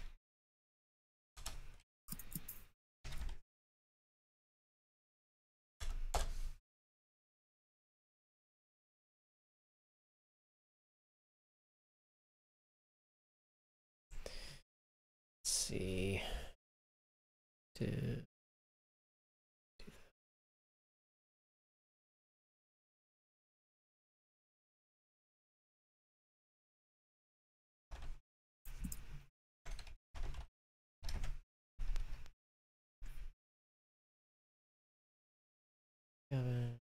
Rifle.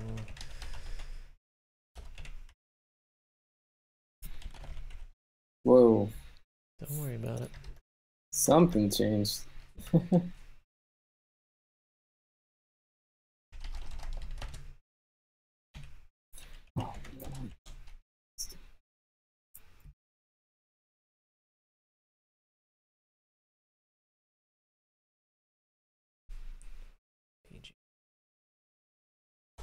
Does need to scale. Gosh, that's feeling really nice. So what did you end up doing for the alignment there? What alignment? For first class in cabin. Nothing really.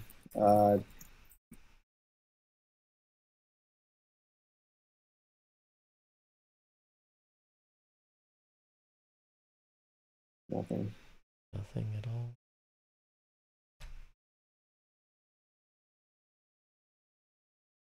Yeah. No, that's a funny case of just some complexity. Because I'm still trying to figure it out. I don't know what I did. It just, you know what? It just works out. Well, it doesn't. It doesn't work out for the date. Oh, okay. Well, I mean, we'll work it. Oh, yeah. I see the dates over at the bottom. All right. So what I did, and you can take a look, is that I used position absolutes, and that's all I added. Position absolute for the for the expanded content, and so that just takes it out of the flow. And so if you add position absolute when it's not active, then it's going to be taken out of that flow, and so you're going to find your contents now aligned in the correct place. Okay. Yeah. I think we can move that up a little bit. Yeah. And see, now my first class is just hanging on the bottom there, just doing its thing.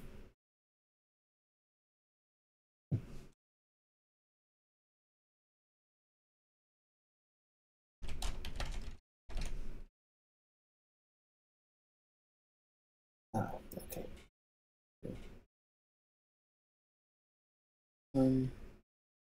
Well, no.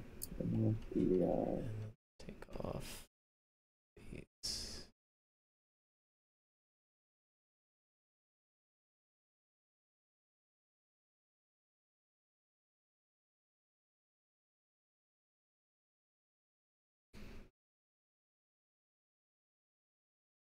why the sides in.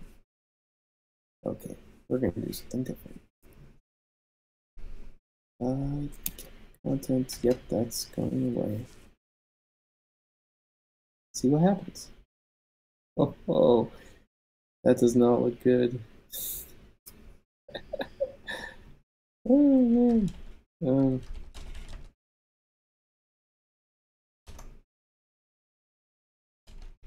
that's fine. Actually, no, it's not fine. That's terrible.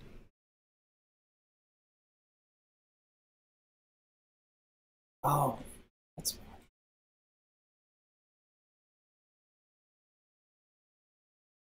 Oh no, it's you. What did I do? Yeah, I'm just doing some testing. Are you playing with CSS Grid? I am not adjusting the grid. Okay.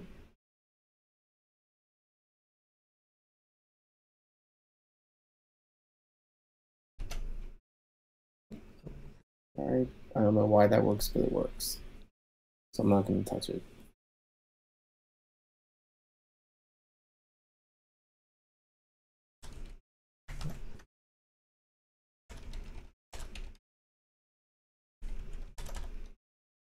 But hey, calendar's coming along.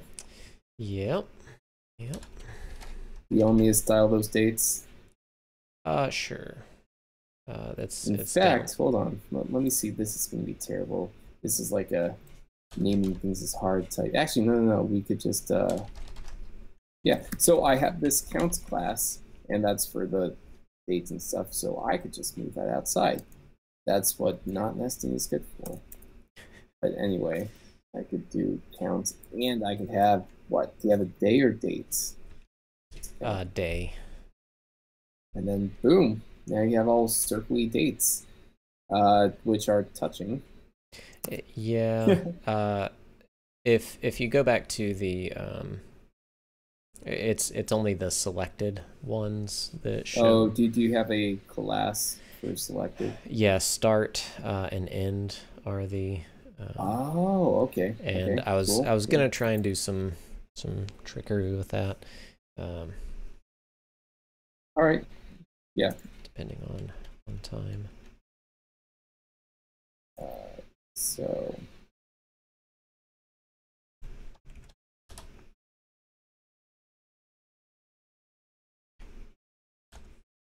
Yeah, I know what we're gonna do. Counts. We got starts. We got. Now we're gonna do that background image. So for all the days, they're gonna have that same shape. That color light's going here. Okay, cool, that works. And yeah, so now the dates look correct, which is cool. I guess for each of these days, should those be small? Nah, they're fine. They're fine. I'm tying the CSS, so if you see things massively change, that's what happened.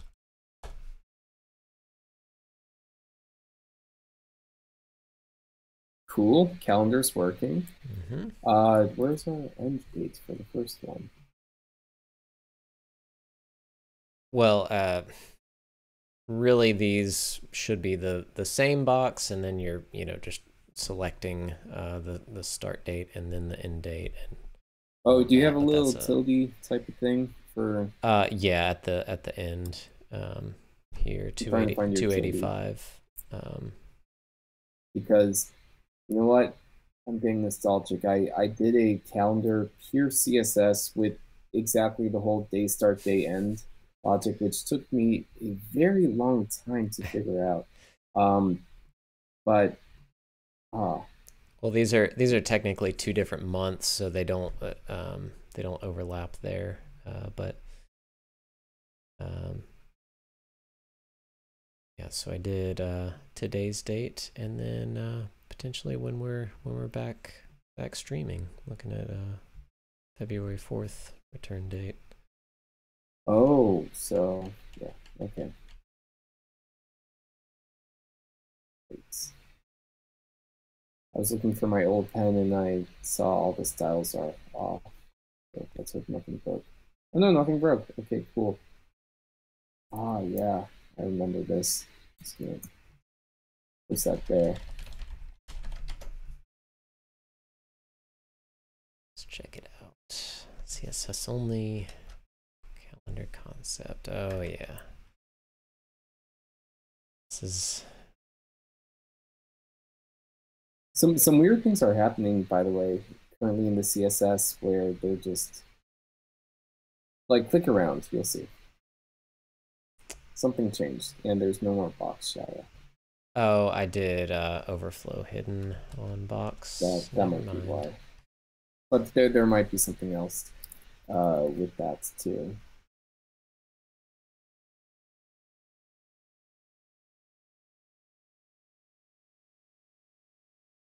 I'm gonna do something interesting. We have dot day.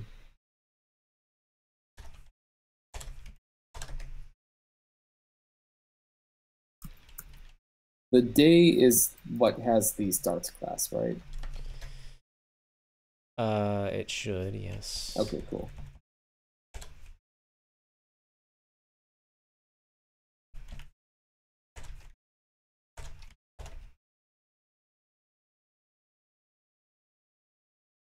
Let's see, just doing some thus far staggering.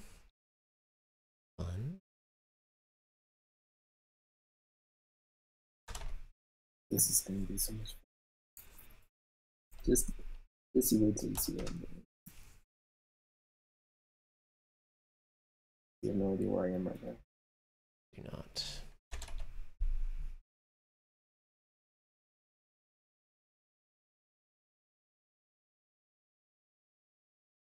That's weird. But where's my before? Oh, I'm still in the calendar.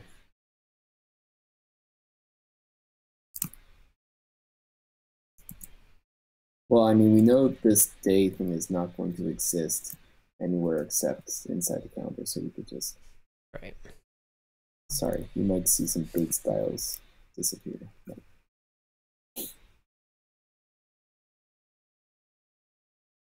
Oops.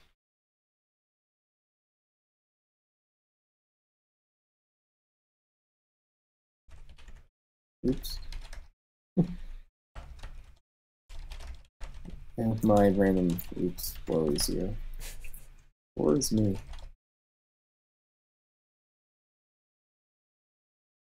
Let's do C0. That fixes things. I broke some stuff, just a moment. Aha, there we go.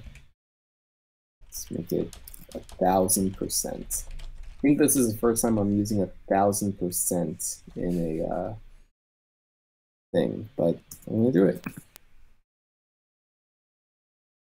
And Z index. Is there something inside the day, or is it just a number? It's just a number. Okay. Mm-hmm. So I probably had to do Z index -1 for this, and then left 50% actually. You might have to shoot, but you might have we to have bump our calendar Z index up. of 0. I bumped calendar up for you. So something stacking context.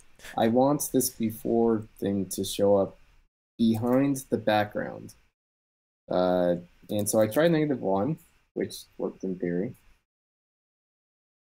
Yep. Okay, yeah, that works. It just has this weird artifact when it's animating in. Yeah. So what we could do with that is with this data active and then the and. So if we do and, shoot.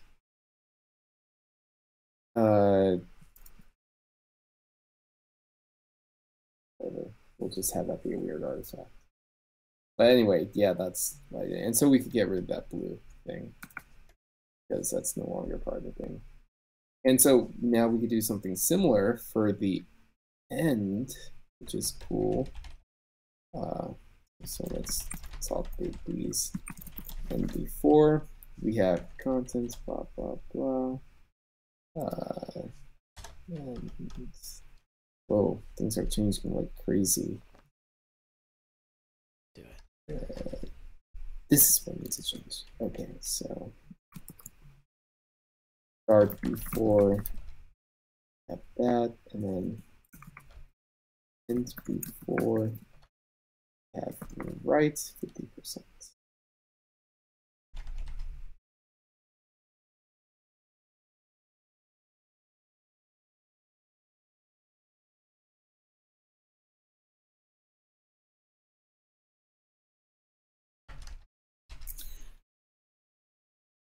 And I wish we could do the same for the previous weeks, but it doesn't really work that way. Yeah, the adjacent selector not do good things. Well, I wish you could do like the actually we do a little bit of math. This is gonna get interesting. Oh yeah, you know what? We could do start before, end before, and then we could do and dot start tilde day before, so they could all share in the fun.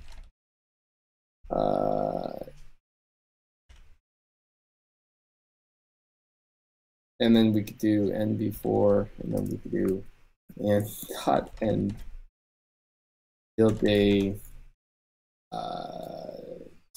dot day and before display now. All right, that's some extreme selectors going on, and it doesn't work anyway. So, oh, because day is not an element, I have to put the class in there. Oh shoot, still not working. Are these separated by week, or do you literally have all? Oh yeah, you have all the days there. Mm-hmm. Okay, what's happening? What is happening? Let's see. Stop changing things. Here, you know what? I'm putting this to the calendar state or departure. Departure.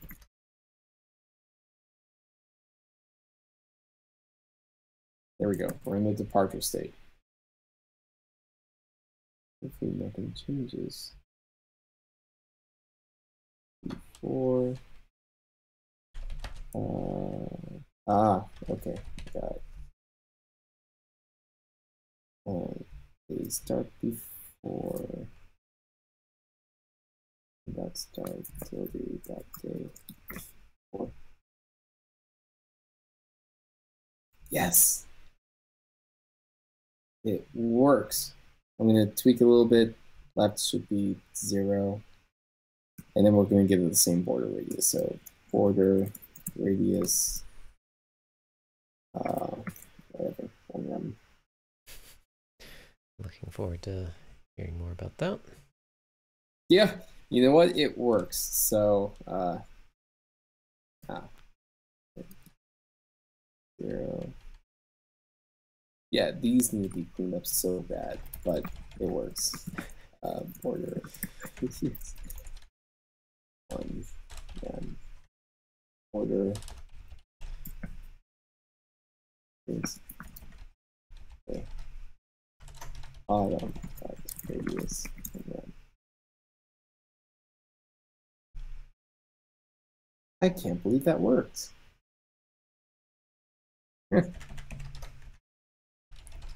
I broke something real quick. Sorry. Yeah, great. I mean, that's what we do. That's what we do. Break things. Just trying to clean up a little bit. Right radius. All right, I'm having way too much fun with this calendar thing.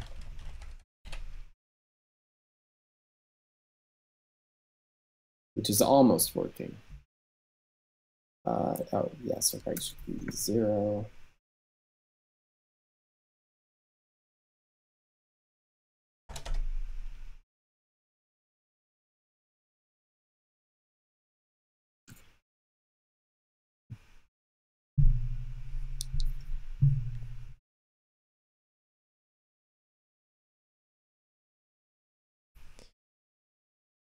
the overall, those boxes is a little rough. Okay. Tweak that in post. Mm-hmm.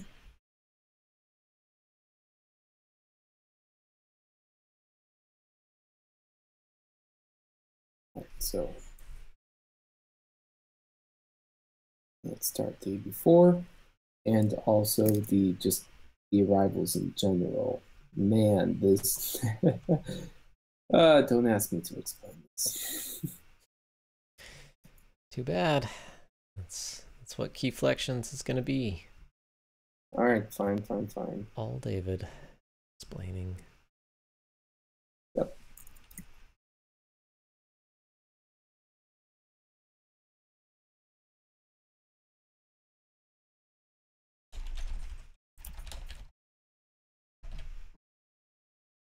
Okay. Oh, I think that worked. Ah, shoot, it didn't work. Or maybe it did and you're just changing the CSS like crazy. I made an adjustment or two. Yep.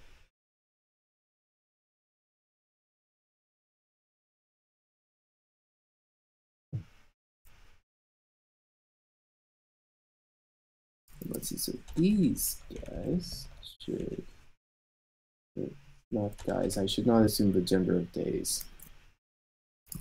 What is day in Spanish? Funny you should say that. It's el dia. And so dia ends with an A, which would make you think it's feminine, but el, you know, el is masculine. But you have to say el dia, not la dia.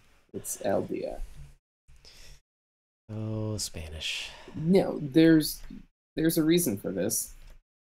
And hold on, let me see something real quick. All right, I got it. So the reason for this is because I actually don't know. It's just a thing. It's just a thing.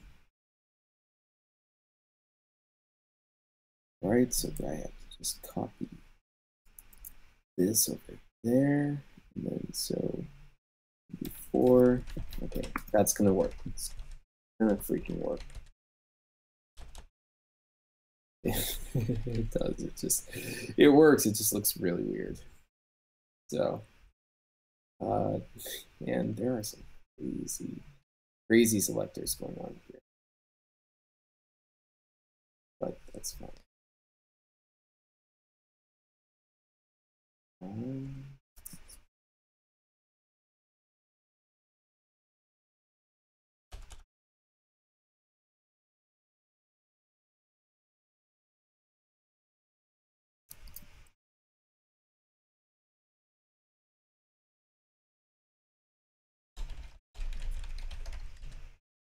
And this is some nightmare selector stuff right here. It's like, oh boy.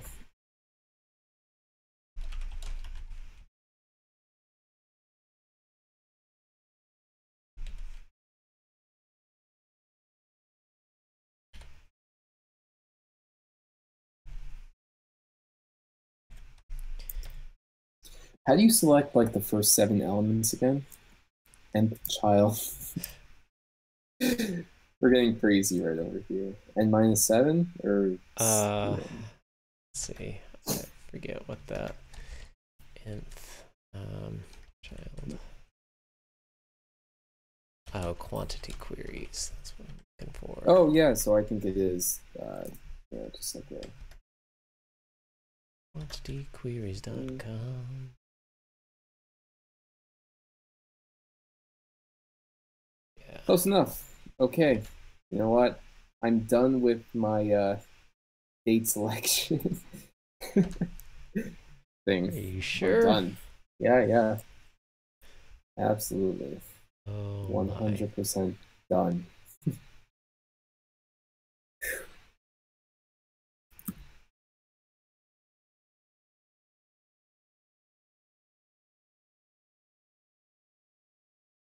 That's fun. It's working pretty nicely. Yeah, you see the whole dates thing? You don't want to know what I had to do to get that to work. Except you probably do, so I'm going to have to explain it. I very much look forward to that.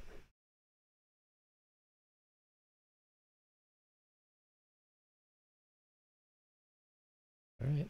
How you feeling? Good. I'm clicking through these. Everything looks great.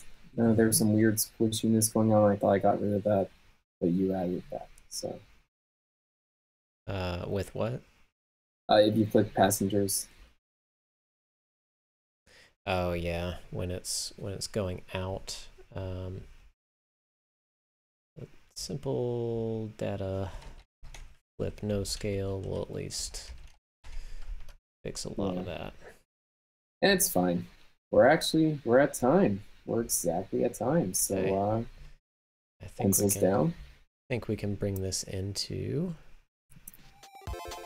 Keyflections, the part of the show where we break down some of the techniques used in this animation. If you have any questions, now is a great time to ask in the chat, and we'll be happy to answer. Yeah, and please make sure to subscribe for updates. On this stuff. Yes, we've got lots of links down below. So yeah, if you've enjoyed watching this so far, you could follow and subscribe here on Twitch or YouTube, or pledge at patreon.com/keyframers. Links are available below. And remember, this is our last episode of the year, of the season, so if you do want to keep updated on what's coming up next, be sure to subscribe. Keyframe.rs. Go now. All right, so let's do a little keyflecting, shall we? Oh boy. There's a lot to talk about in this one. Yes. Okay, booking flight with active interface by Gleb.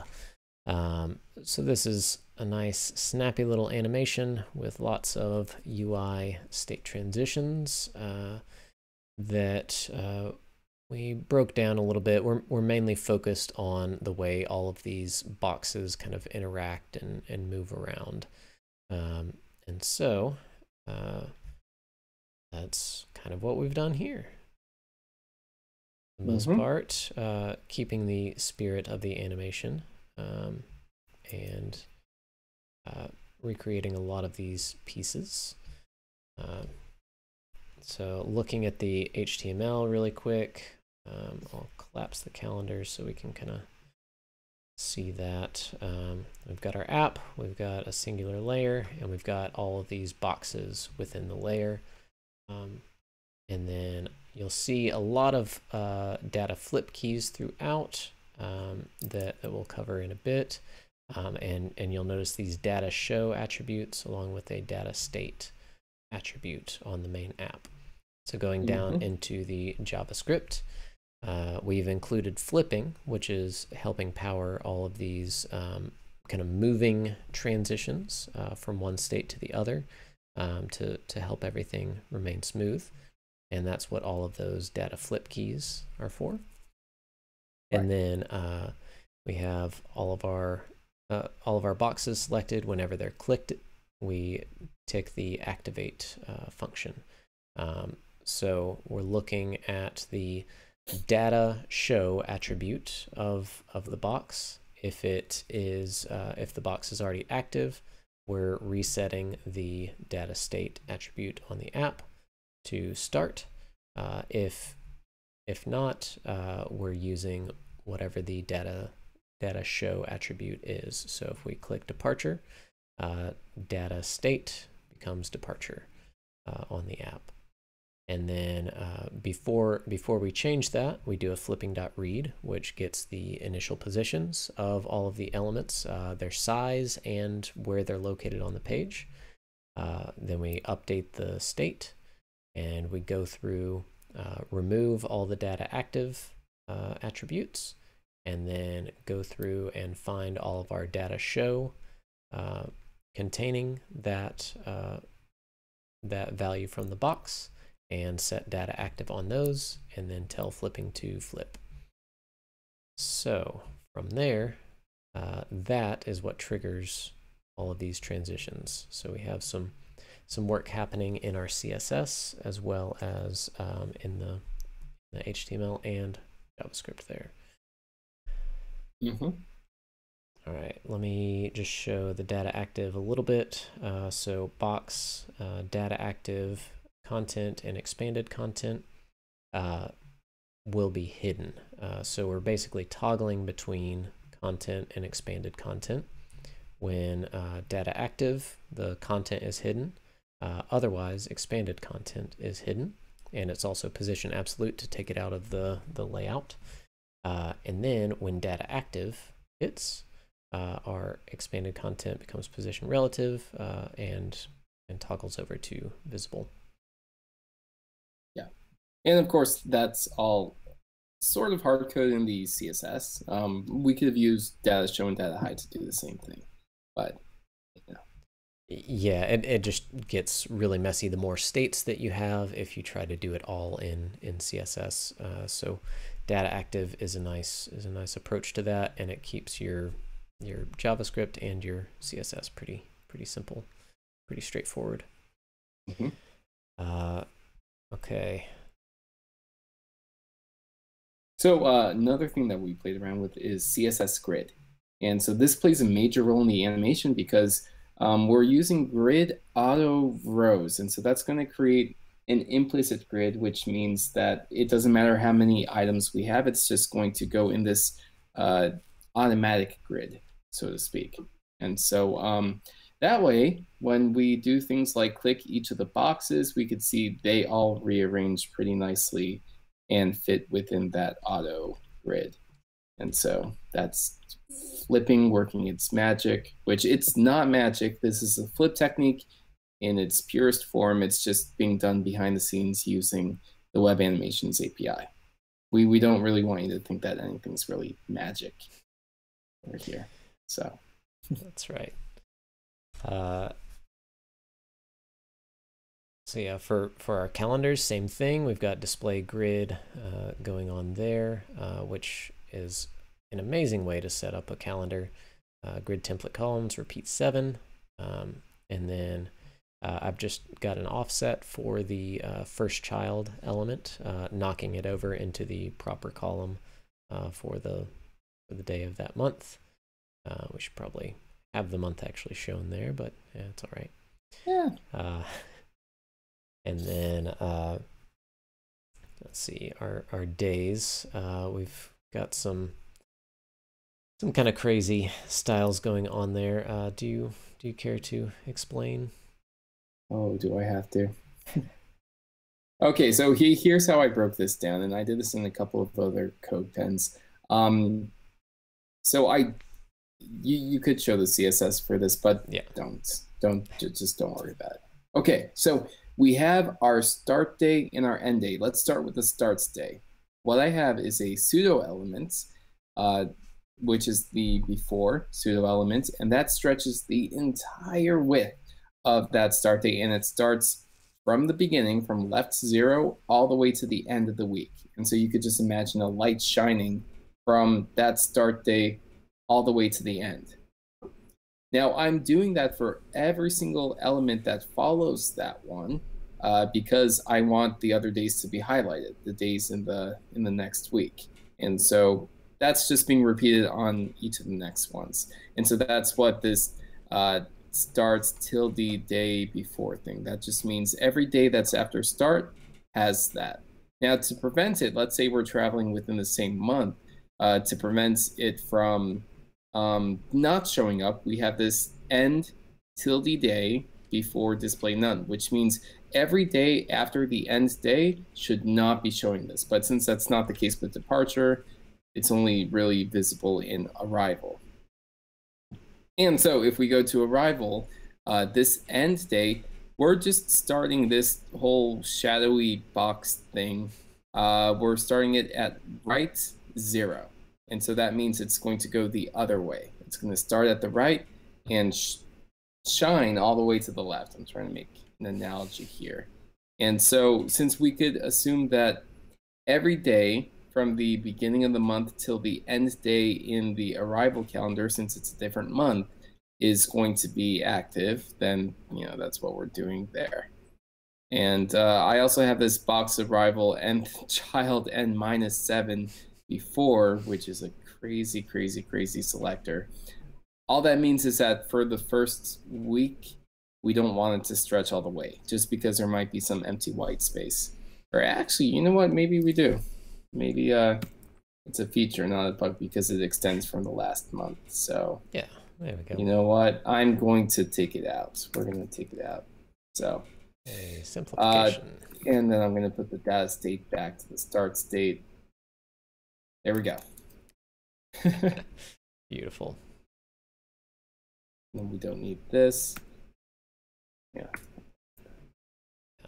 And yeah, right. that's not that bad.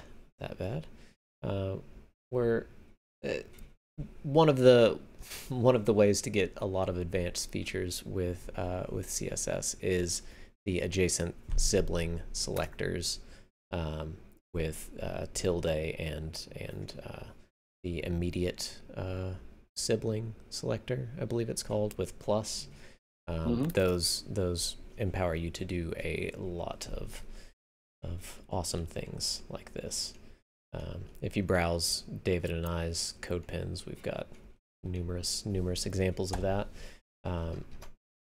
Yeah, one other thing to cover really quick is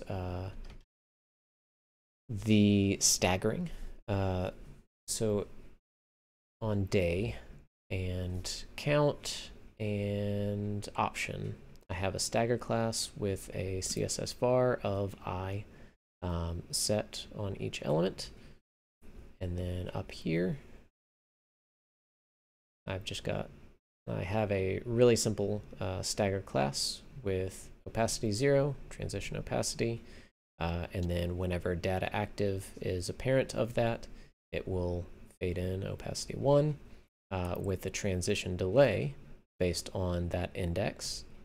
And then I'm also using another var for delay so that I can increase the delay. Like for the days of the week or the days of the month, we really don't want a long delay there because that just takes forever to actually show up. But for the cabin selection or the passengers day or the passengers selection, we do want a little bit more of a delay there. So those CSS vars combined with some straightforward CSS is all that's needed to do some pretty powerful staggering. Yeah, that's a good summary of everything, really. Yeah. Oh yeah, also the fact that we could layer transitions on top of each other, or sorry, transforms on top of each other by using that background elements. We talked about that in previous episodes. It's a great technique. So yes. Yeah. Yep. I think that's a pretty nice summary of a lot of the techniques we've used this year. Yeah, pretty much the entire year. We touched a bit of everything over here. Just state machines in CSS, flipping, staggering. We didn't use splitting unless there's something on. The basic idea behind splitting of using CSS variables. You know what? We could have used splitting if you just typed 1, 2, 3, 4, 5, 6, 7, all that in one single div. Yes. Actually, that would have been a lot easier than what you did. Yeah, but hey, it's fine. Yeah. All right. Yeah. All right. So you've been watching Keyframers, the animated collaborative coding live stream where we bring imaginative user interfaces to life. And this is our final stream for the year. But that doesn't mean we're done releasing content. So please follow us on twitter.com/keyframers and sign up for our just news and everything at keyframe.rs. That'll be the best way to stay up to date with what we have coming out and when these streams will be starting back up. Starting in 2019, we'll have a kind of revamped stream format that should be quite fun. I think you'll enjoy that. We'll also start having some guests join us for some code alongs, and that'll be really fun. So if you're looking forward to that and want to see more of the content that we have coming out through in this period, you can pledge at patreon.com/keyframers to help us get that content out to you. And yeah, if you have enjoyed watching us so far, please tell us on Twitter or YouTube or Hacker News if you want to, I guess. I mean, that's up to you. Maybe Reddit, I don't know. But yeah, just, tweet at us, talk to us. We are always accepting ideas for not only submissions and animations that you'd like to see made on the air, but just different formats that you want. Because we're also thinking of moving to doing more content-driven stuff, not just live streaming. So, That's right. A lot of good things on the horizon, so do stay tuned. And some of the past week episodes haven't fully been promoted and released, so look out for those on Twitter and YouTube, youtube.com/keyframers, and be sure to share those when they come up, and go back through the archives at youtube.com/keyframers and let us know your favorite episode of this season so far, the 1.0.0 season.